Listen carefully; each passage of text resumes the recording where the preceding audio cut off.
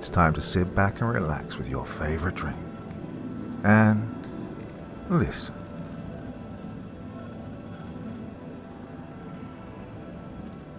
I'm a Freemason, and I have some stories to tell you. Part 1. Why would a man break the oath he took when he became a Freemason, you might ask? Well, things have gotten pretty scary before the lockdown, and I need to have my testimony somewhere for the world to know what's really happening. Well, I'm sure that you've heard a lot of conspiracies about the Freemasons, how they rule the world. This one's true, actually. Or how they have clear proof of the existence of extraterrestrial life, or how they sacrifice goats in the darkened light of their temples for the one they worship blindly. Oh, and the one I like the most is when they run naked in the forest as part of some deluded rituals. Most of these are, of course, false claims thrown by the media in our faces, just so that we can stay occupied with imbecile discussions. However, what I have to tell you is much worse. I've seen and heard things unimaginable and, in some cases, unbearable for the human mind.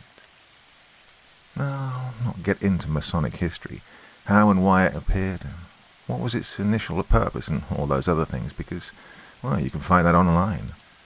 Although some of it has been a little altered, just to make them look good.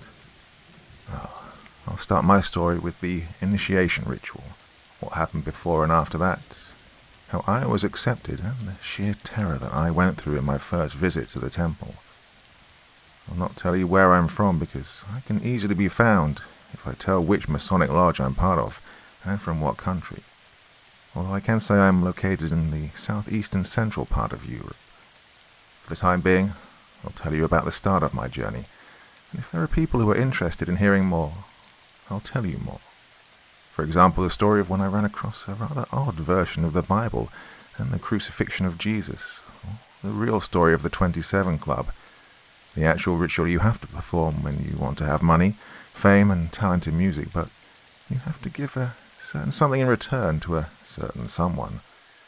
Or I can tell you about the moment when I was really scared when a special guest was invited into our lodge to give a Masonic lecture about, well, I'll tell you that some other time.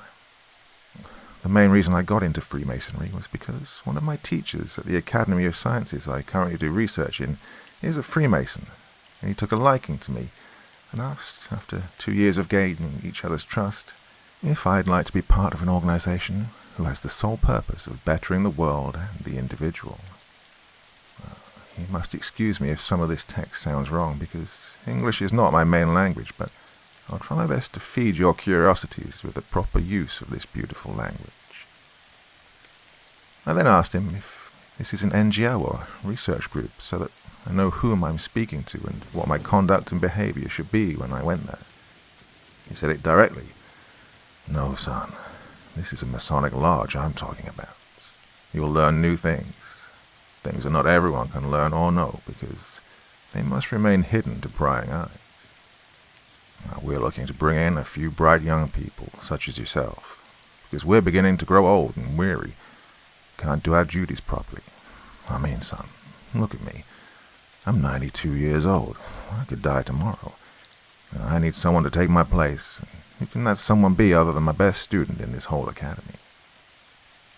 Professor, thank you for your kind words. I have to say that you have my full attention and my curiosity, but at the same time, I've heard throughout my life all these crazy stories about the Freemasons, so I don't know what to say. I'm sure you heard about the fact that we are Satanists, or we can talk to the devil, am I right? Or maybe we can talk to the dead as well. Imagine if I could talk to Einstein right now, or to Marie Curie, Nikola Tesla, or Tartini, Beethoven, all the greats of classical music. Oh, that would be wonderful. But it's impossible. Do I look like a Satanist to you? Do I look like a bad person? Or do I sound crazy when I speak? Do I pretend that I know the secrets of alchemy? No, son. I'm just a normal person. A man of science who happens to believe in God as well. I'm very well known in my field and very respected. That's because of the 70-plus years of hard work and dedication that I put in. What do you say, son? Do you want to find some extraordinary knowledge? I pondered for a bit, and then I exclaimed, "All right, Professor. I accept your invitation for mainly 2 reasons. First one being that I have a lot of admiration and respect for you, and I'm really humbled by the fact you see me as your successor. The other one is that I'm always trying to improve myself and learn new things." "Son, you just made a life-changing decision. Someone will call you next week to ask for your personal details. They'll tell you everything about the meeting." "Very good, Professor. See you next week." Well, I went home without very much thinking about this. I just went off to do my normal stuff, reading and writing articles, publishing a few of them, finishing some work, the usual thing. The following week came and I was called by a gentleman. We met for a discussion, and he told me to be in a certain place at exactly 3:33 p.m. the next day. No sooner or later than that. This was back in 2015. I went there. I was greeted by my teacher. He took me upstairs to a tiled room where he placed a black cloth over my eyes, and then he took me to a dimly lit small room, also known as the Chamber of Reflection, where I stayed for an hour. However, this was not a normal chamber of reflection, nor did I reflect too much. It was only later that I found out that this lodge was one of the special lodges only known by the elite of Freemasonry in the Grand Lodge of the country. Now, in my country, there are such lodges with only 9 members each. Well, as I was sitting on the chair in the Chamber of Reflection, a small figure appeared from a dark corner of the room.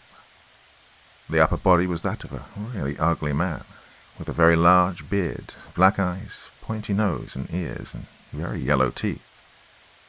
What startled me was that he was standing on 2 legs that looked like they were his, but at the same time not, because they were, well, goat legs.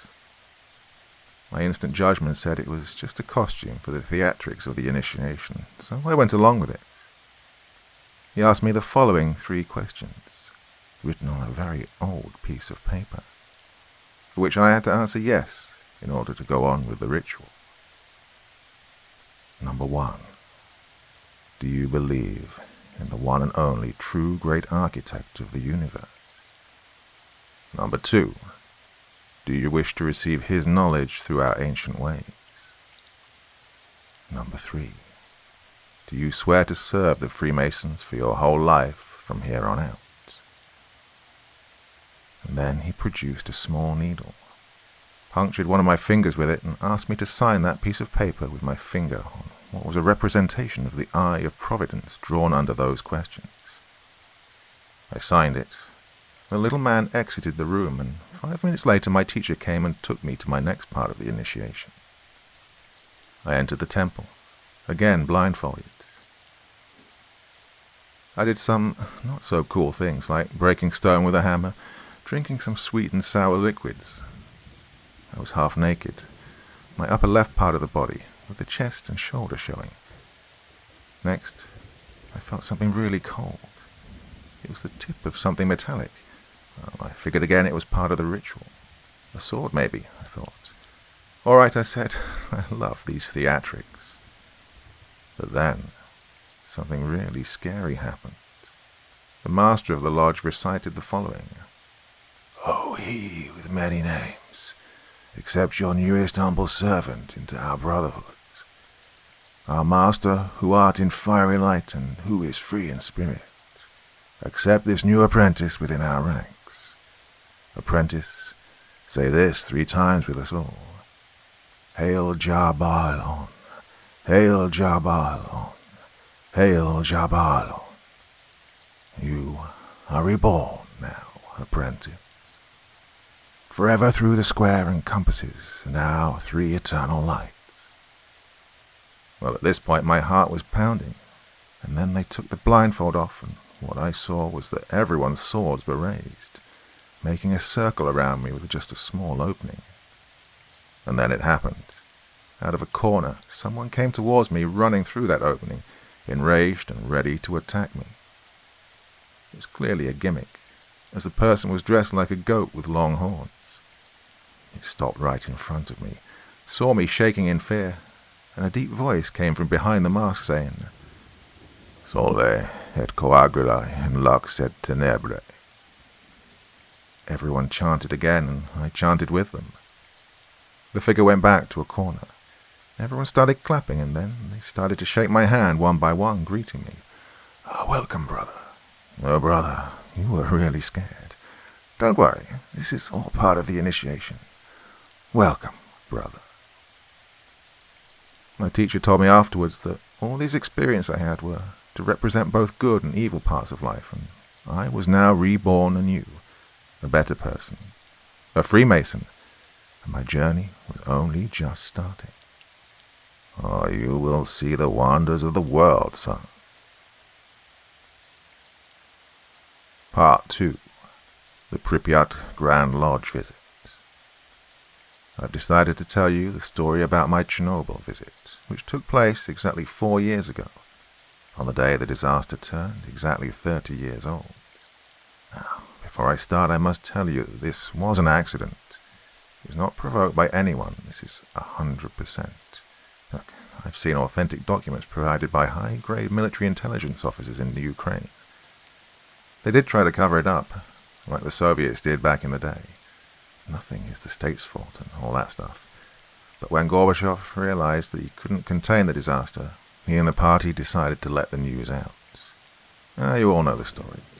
Some of you probably read the Nobel Prize Award-winning book Voices from Chernobyl by the Belarusian author Svetlana Alexievich, or even saw the great series that aired on TV, although some gruesome details were not included in that show. So, I'll not go into the actual disaster story. However, I would like for everyone to hold a moment of silence for all the brave men and women who lost their lives in that disaster, all the medical staff, the firefighters, and the scientists who were capable enough to contain the disaster on the 4th of May, 1986. Today marks 34 years since that disaster. Let us never forget. So let me get started with today's story. I'll get back to my initiation ritual and what happened after I was made an apprentice at a later stage in these stories. I'll not tell them in chronological order because I want you to be surprised every single time I tell you about my experiences as a Freemason. Back in 2016, the lodge that I'm still a part of received an invitation to join the meeting of our brothers in Ukraine, most specifically the Pripyat Grand Lodge, which was to be held on the 26th of April 2016. Of course, the master and the rest of us were a bit confused because we'd never been to that part of Ukraine before, and we were a bit scared because we might get irradiated, might get sick, might get eaten by mutants, things like that. Well, after our usual meeting at the temple, the master called his counterpart in Ukraine to see exactly what this was all about. Well, suffice to say that we all agreed to go because not only did we feel obliged, but it was a sign of disrespect to refuse the invitation. About a week later, we had 3 cars come pick us up at the temple, and with the trip being just a bit over 17 hours, we stopped and slept the night at one of our brothers' hotels in Moldova, and the next day we were near the city of Pripyat, where we were greeted by our brothers with handshakes and triple fraternal accolades. We got acquainted, and they actually had prepared a tour for us to visit the surroundings of Chernobyl, where we saw Reactor 4 and the Duga 1, and then we went to have a typical Soviet lunch, like they used to when the USSR was still a thing. Then we went to visit the ghost town, and we stopped nearby the Red Forest. We were all equipped with dosimeters and hazmat suits, of course. While we were nearing the Red Forest, our Ukrainian brothers told us that we'd go somewhere to have our meeting, and then we'd go and sleep in a secret hotel that only the Masons know about. After this, military personnel pulled in front of us and escorted us to an underground bunker near the Red Forest. We descended to the 3rd floor below ground of the facility, where we had the meeting. Our master had a speech prepared, and vice versa. After the meeting had ended, we went on having our normal brotherly banquet. However, this is where things started getting strange. The food was nothing like I'd ever seen before. The wine had multiple colors at the same time. There were some sautéed mushrooms that were phosphorescent green, and the meats were very tasty even though they were looking like they were really overcooked. But on the inside they were very tender. The potatoes were turquoise, and the fish were a very pale pink with crimson tails. And, well, I was sitting, thinking, is this food real, or are they joking? Are we supposed to eat the damned rainbow in here? But the most interesting thing was the tea that they served at the end. The hot tea smelled like hot summer mornings, then changing to the smell of petrichor, then to the freezing smell of snow. It was like all seasons were trapped in that one cup of tea. We were, of course, a little bit scared to eat the food, but our brothers told us there's nothing to be worried about, as these were some ultra-rare foods that only 333 people in the world know about. After we finished, the master of the Pripyat Lodge raised his glass. Drink this final glass of wine, my brothers, and let me lead you to see the greatest secret of Chernobyl. You will meet Vovkulaka. Then we went to the 5th floor underground, where there was just a cage. Inside it, there was a man. Help me, please. You got me trapped in here. Of course, I was absolutely outraged, and I whispered to my professor, "What is this nonsense, Professor? Why do they torment a man like that?" And even though I whispered, the master heard me and said, "You know I speak your language, right? I know what this looks like, but I can assure you that shortly something that will change the way you see this man will happen." And then he started chanting some Latin phrases, threw some liquid on the man, and then claws started growing out of the tips of his fingers. Hair growing everywhere. His clothes were slowly tearing apart. The man seemed to be turning into something else, something not of this world, something unholy, evil, and unnatural. Soon, razor-like teeth started growing from his mouth, his eyes turning a dark shade of crimson red. His metamorphosis was complete, and the man was no longer a man, but a huge, monstrous type of wolf. Mortals, one day I will escape this prison, and I will kill you all. Mark my words. You have had me confined for the last 400 years, since that day that I tore apart your lands. I will escape someday. I will end this world in blood and fire. I was absolutely petrified. I stood still for the next 10 minutes or so. My teacher, though, was as calm as they come, meaning that this was something usual for him. I was left wondering how many horrors there are in this world, what things exist here, what darkness lives on this world with us. The master took out another liquid, threw it on the creature, and it started shrieking, letting out sounds not of this world. After that, it turned back to that man again, and we left. Well, still in shock, I asked, almost crying, "What was that? Why don't you just kill it?" The master looked at me disapprovingly and said this was an 850-year-old werewolf, and since his capture, the Masons had been trying relentlessly to alter his mind, using certain substances, which I know nothing about, and to make more creatures like this, eventually turning them into armies for future wars. Ah, yes, I know we have all this technology now, and we can make robots and whatnot, but these guys have a lot of secrets.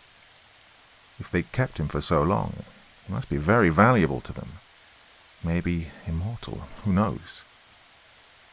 Well, after this we sort of fainted, woke up the next morning in the hotel, which didn't look like the hotel we'd been in, but like an apartment building that felt like it was constantly moving. And no, I was not hungover. On my table in the room, I found a note saying that they wished us a great trip back home, thanking us for accepting the invitation and hoping we could meet again, sooner rather than later. Also that there was a bottle of that tea wrapped up as a present. And to this day, I have never opened it. Well, until next time, stay safe and take care. Part 3. The Church of Ghosts. This story will take us back to 2018, when we had our international meeting, which takes place every 5 years. Well, by now I was used to all the weird stuff going on inside our temple, and of course outside of it, where the secrets of the world lay dormant for the normal people, but not for us Freemasons. Our meeting 2 years ago took place in a very beautiful hotel in Prague, in the Czech Republic. This was one of those that's filled with history. The walls and chandeliers have seen extravagant parties taking place and people in really expensive clothing attending and drinking the finest and rarest of drinks. I met a lot of powerful Freemasons at that banquet, people very well known in the world, some of them running multi-billion-dollar companies. I learned a lot of things that they do research on, things I could not even imagine had existed, and of course I was left in awe with the topics of certain discussions at that party. I was accompanied by my mentor, the professor, who had decided back in 2014, as you well know, to show me the wonders of the world. Oh, too bad that we have different views on what that means. Usually at banquets like these, nothing out of the ordinary really happens. It's mainly just a bunch of people in black suits talking about various scientific topics, improvements in certain industries, or the evolution of technology in the coming years. But at the end of that party, my mentor took me outside the hotel to have a talk. Son, let's go out for a bit. There's something I need to tell you. Of course, Professor. Son, tomorrow at midnight there's a place where we'll go from our lodge. It's just the two of us and the Master. Now, there'll be some very powerful and influential people at this meeting. What is it this time, Professor? Vampires? Czech monsters? The dark god of Czech beer? What? You're very funny, he said, ironically. No, we'll have this meeting in a church 200 kilometers from Prague, in the village of Lukova. As I understood from one of our brothers that flew in from the United Kingdom, this church is a bit different from the rest of the churches in this country. Why? I don't know. I guess we'll see tomorrow night what's going to happen. Okay, Professor. I understand and I won't ask any more questions. Sometimes I like to inquire a lot about things because I'm a very curious person, as you know. Well, be careful, son. Curiosity killed the cat. But satisfaction brought it back, Professor.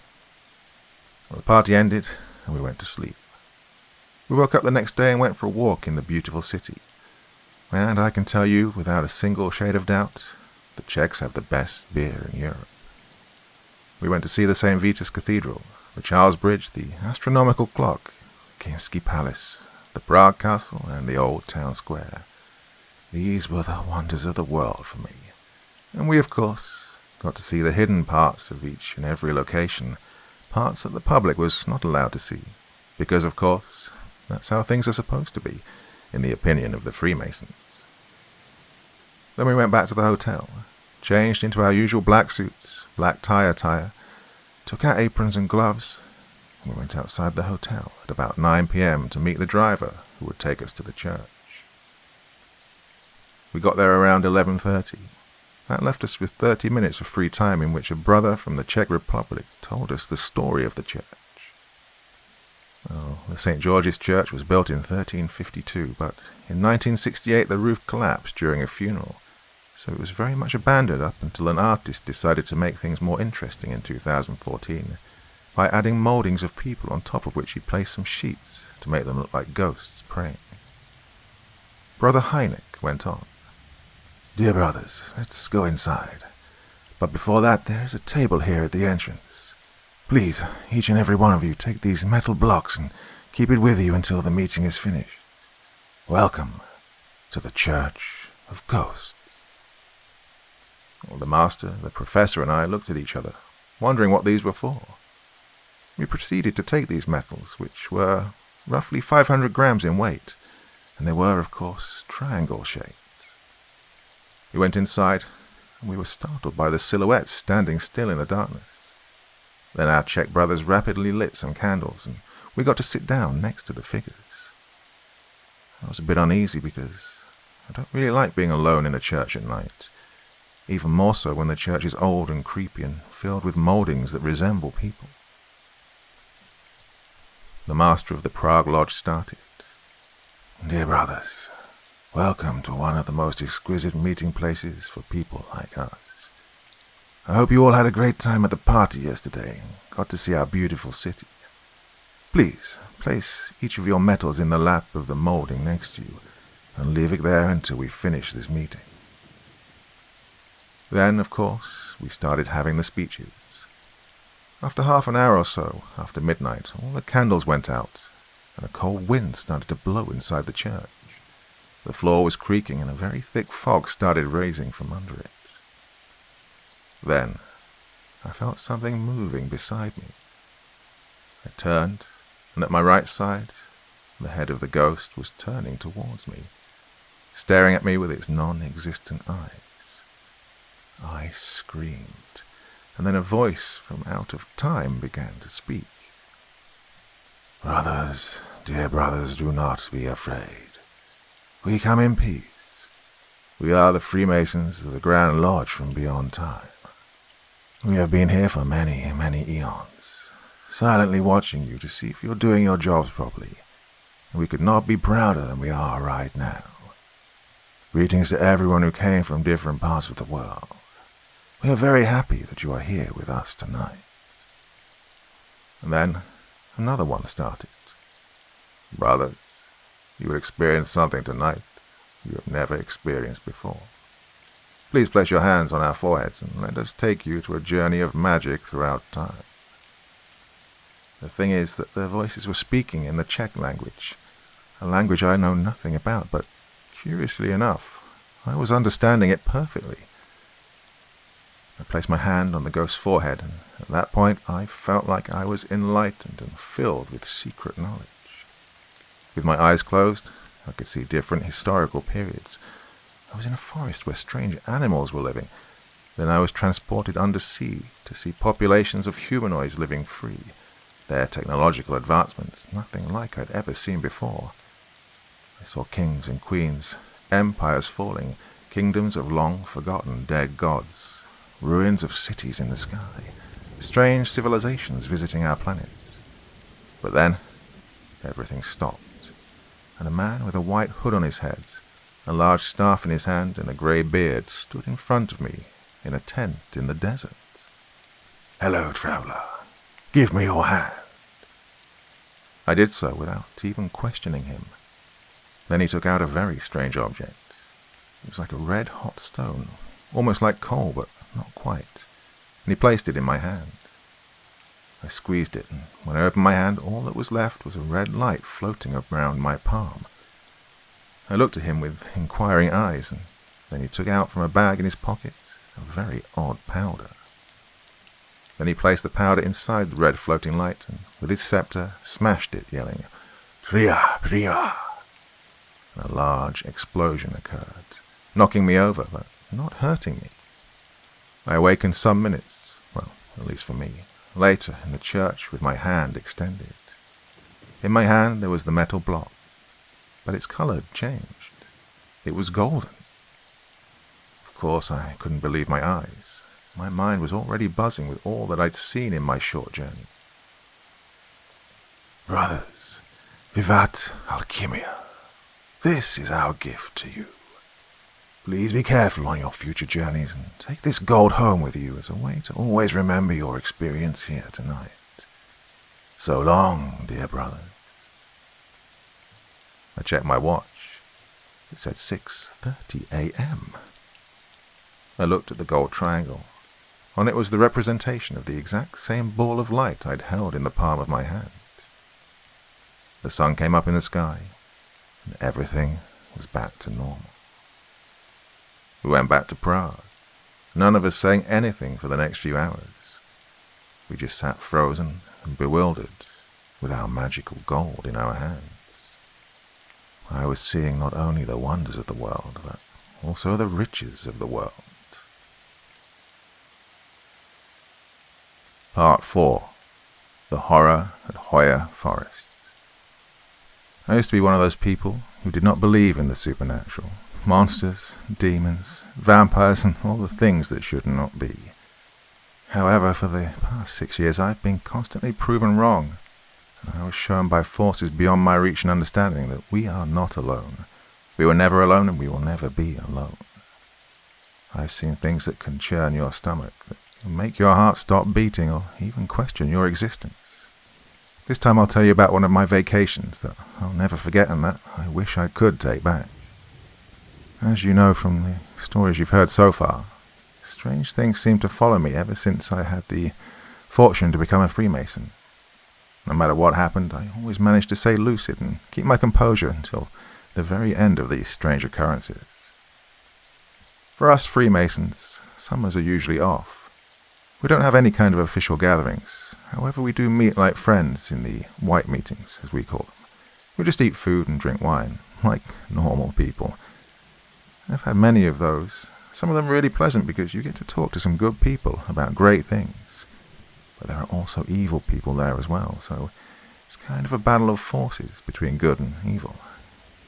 Some of them want evil to reign supreme, and some of them want to destroy every vile thing that the Freemasons stand for. Their temple of lies will fall one day, and their false god will burn in the purging fires of all that should protect us. Well, last summer, before this whole crazy pandemic happened, I have a story about this as well. It'll come later. I don't want you to be scared more than you are right now. Well, we were invited by some Freemason friends to spend a few days on a lovely property just a bit outside of the city of Cluj, Napoca, in Romania. A very beautiful city indeed. Great food, great people. You should visit if you have the chance. Most of us have regular 9-to-5 jobs, of course, so we decided we should spend a weekend there. Booked a flight, and we got there in about an hour on a Friday night. The property was filled with one-room little houses so that all brothers could relax and rest well. We went in, made ourselves comfortable, changed to casual attire, and went outside to socialize. The property was placed in the heart of nature, far away from inquiring eyes. It was surrounded by a thick forest called Hoya. Its trees were very oddly bent, like they'd seen the horrors of the world. And behind the forest, a river was rapidly streaming away into the silence of the night. I'm a really big fan of barbecues, so it was my idea to not go to a restaurant in the city. Instead, we should have a nice barbecue done at the property, by ourselves, because it'd give us a better vibe, given the whole rustic scenery. Everyone agreed, and we proceeded on lighting the thing up. After a few hours or so, when we were almost ending our small party, we heard screaming voices echoing from the woods. Unaware of the dangers we would face later on, so me and 4 other brothers took our flashlights and decided to go and see what the screaming was and where it was coming from. I was scared to see what terrors the night would bring upon us because the things we'd faced in the past were absolutely horrifying. As we delved deeper into the forest, after what seemed and felt like most of an eternity, not knowing what fate we would have, we were starting to get closer to the source of the screaming. As we were approaching, we started seeing the river, and on its edge there was a woman wearing a white dress that seemed to be made out of clouds, almost vaporous. And then she turned. Her face was the whitest white I'd ever seen. Her eyes were so dark they could have looked straight into your soul, leaving you a petrified statue. The most scary part was that on her face was what appeared to be some sort of black blood dripping down from her eyes.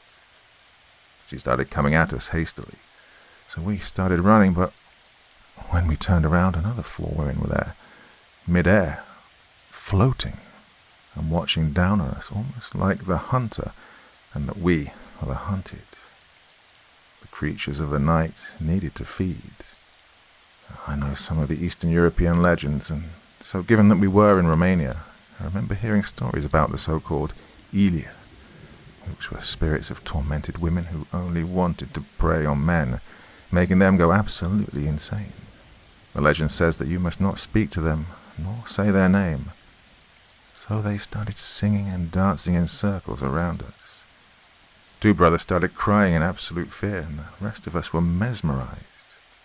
Then, like touched by grace, I snapped out of it and yelled, "Do not look at them, and close your eyes." Said and done. Except for one of our brothers. His gaze could not turn away from the spirits, and then one came close to him. "Would you come with us, handsome?" she said, slowly caressing his face.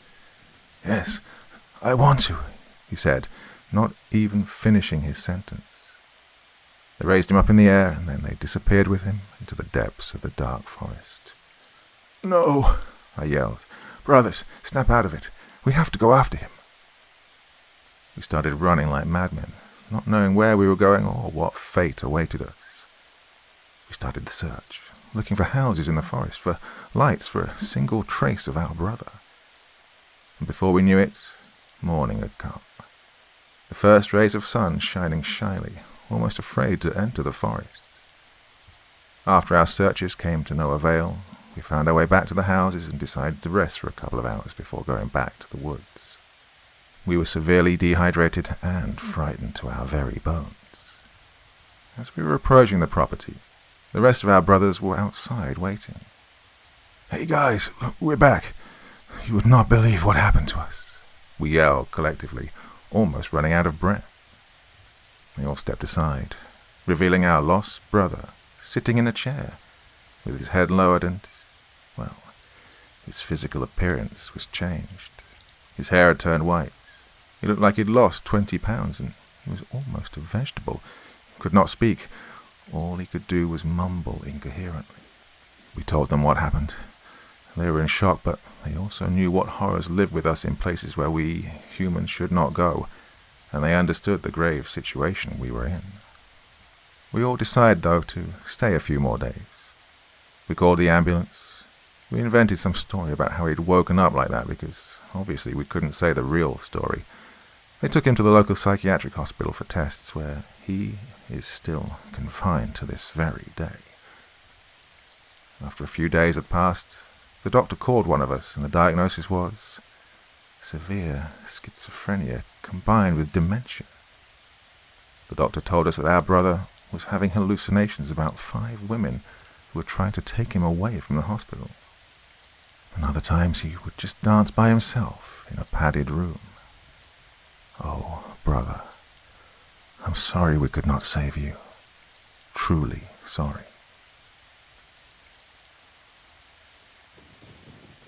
Part 5. The Tragedy of Strigoi. In our private library we have millions of documents and tomes from throughout different times in history, since the beginning of man. Superb poems, prose, ancient scrolls describing amazing events that happened in history, some of them not even known by man. I was mostly interested in finding writings about the Eastern European folklore, although many of the experience that I've had in the past has made me realize that many legends were in fact as real as the moon hanging lifeless in the night sky. As I was looking for something to feed my mind with, a strange brown leather sort of journal fell down from one of the shelves. I went to pick it up and I noticed that it was a normal journal about village life in Wallachia in the 15th century. However, some pages described something horrible. November 30th, 1437 AD. The Black Hill Village, Wallachia. The Diary of János Csira. It's now 3 weeks since I've seen my brother. I do not know what happened to him, how or why he disappeared. I found a small pool of blood in his room the morning following his disappearance, and since then something has changed in the village. Something evil was beginning to make its presence known. The air was changing. It was starting to feel very heavy at night. A mysterious mist was slowly enshrouding the city under the dead eyes of the moon. People started disappearing regularly, almost every week, their screams echoing in the night. Doors were bolted shut. Garlic was hanging outside every house now, and slowly the village was turning into a graveyard. I decided to hold a meeting with the rest of my companions at the Lodge of Eternal Light so that we could see if we could discover what was going on and if it could be stopped. The evil cut clean at its root. Brothers, I have called you here tonight to put an end to this insanity. Something is taking away the village folk, and it's our duty to make sure that this has an end. Have any of you seen anything out of the ordinary lately, besides the obvious screams and bad omens floating around in the village? Brother John, you may speak. Yes, sir. Last night I was doing my nocturnal round on the streets. I felt some presence walking behind me when I was turning corners, its steps doubling mine. Every time I turned, no one was there, so I started running to see if it would follow me. I heard the steps running after me. I turned my head for a second, and when I turned it forward again, an unnatural shape was standing in front of me, and it said to me, "Mortal, I will eat your soul and drink your life right here and now." Standing in fear, I started praying to God, while the thin silhouette was laughing mockingly as tears fell down my cheeks. "Do you think your petty God will help you? Do you think a faceless, cruel God cares for a pest like you humans, who know only to kill each other in meaningless violence and endless wars? Your God is dead and heaven is burning." "Then how are you still alive, John?" "What did the creature look like?" I asked.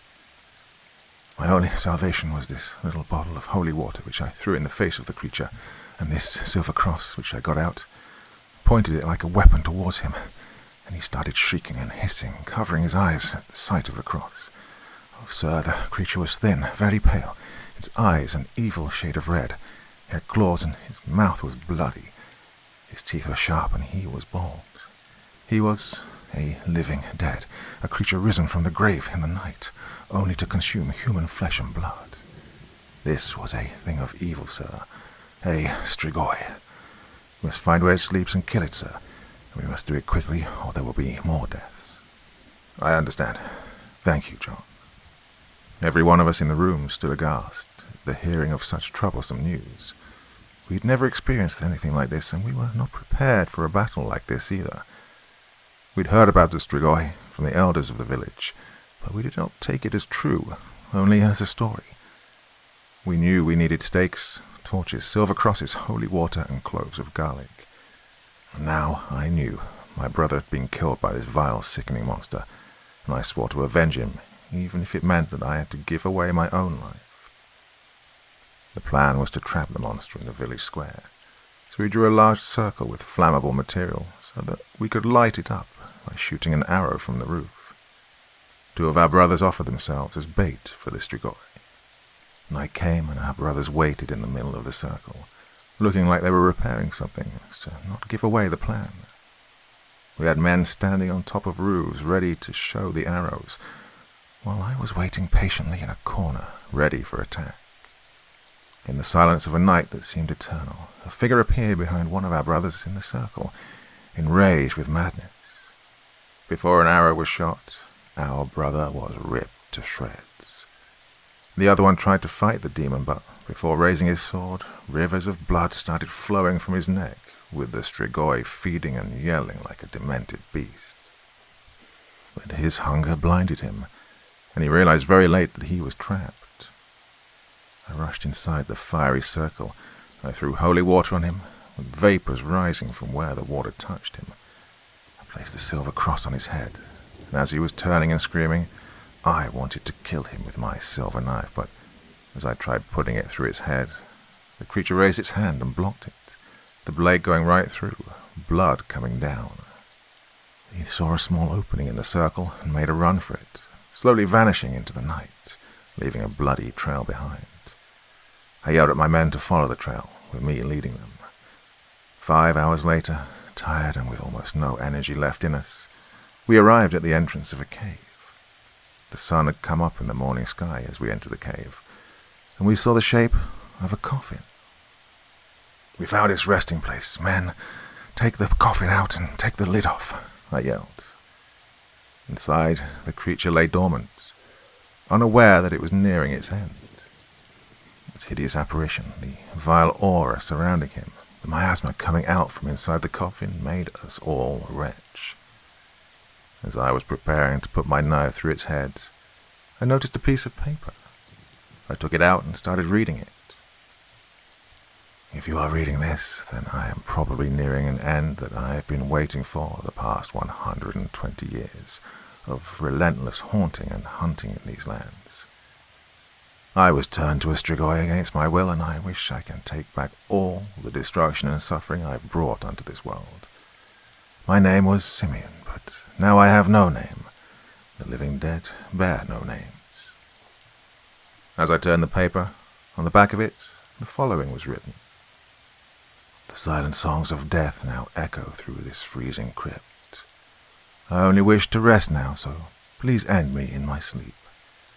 I am the living dead, and I cannot stop the urge to kill, because my hunger makes me do things far beyond my will. Now leave me here to rot forever, dead and torn apart. Just turn my head backwards and impale my broken heart.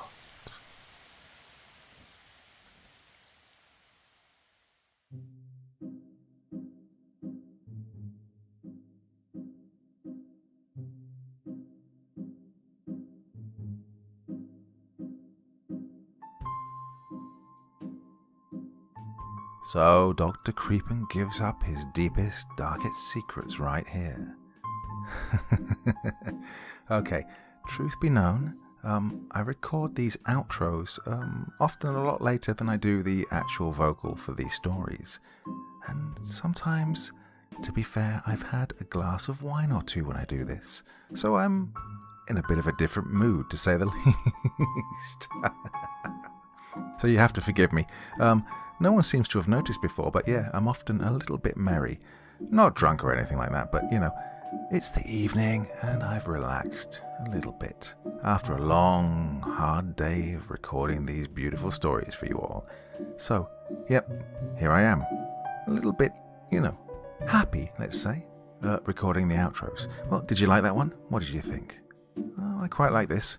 If you like it, then I've got about at least one more hour-long video of Freemason stories for you lined up. Maybe even tomorrow. Let me know in the comments section below the video, and if you like it, I'll do them all really soon for you all. Can't say better than that, can you? Well, my dear friends, I feel like one more glass of wine before I go to bed. That's alright, isn't it?